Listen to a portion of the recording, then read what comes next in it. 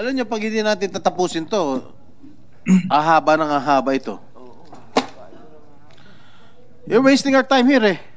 Maraming netizens ang nagpahayag ng pagkadismaya sa naging pag-uugali ni Senador Estrada sa Senate hearing, partikular na sa paraan ng pagtatanong sa mga complainant na sina Sandro at Gerald.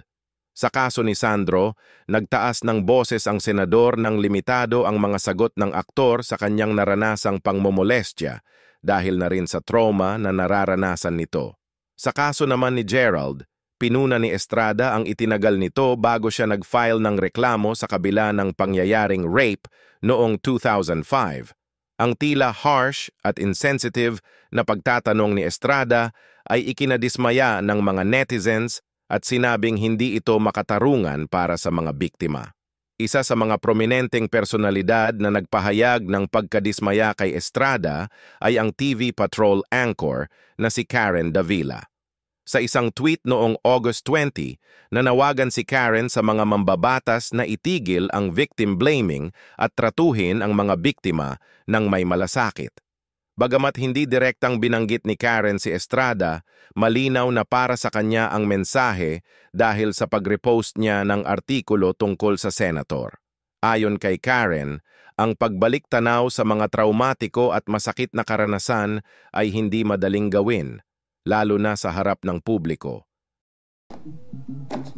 Magsasalita ba kayo? Hindi. Kundi alis na ako rito. At ang ganitong paraan ng pagtatanong ay hindi makakatulong upang lumantad ang mga biktima. Sa harap ng mga batikos, nagsalita si Estrada at ipinahayag na wala siyang intensyong mamahiya o sisihin sina Sandro at Gerald.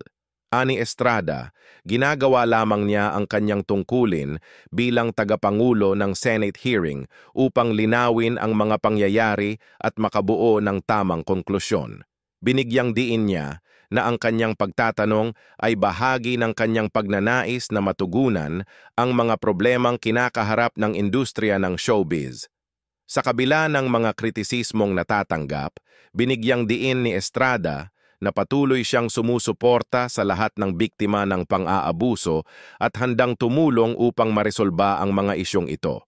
Pagkatapos ng kanyang pahayag, nilinaw ni Senador Jinggoy Estrada na wala siyang masamang intensyon kina Sandro at Gerald at hindi niya nauunawaan ang galit ng netizens. Ayon sa kanya, nagkaroon sila ng executive session kung saan personal niyang kinausap si Gerald Santos na nagpasalamat sa kanya at humingi ng tulong sa attorney's fees.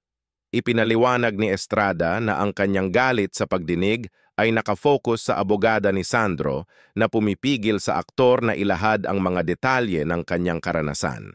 Sinabi niyang, kung hindi na mahalaga ang mga detalye para sa publiko, handa siyang pumayag sa desisyon ni Sandro. Dagdag pa ni Estrada, sa kabila ng mga batikos, kaisa siya ng lahat ng biktima ng pang-aabuso at magbibigay siya ng suporta sa kanilang mga kaso.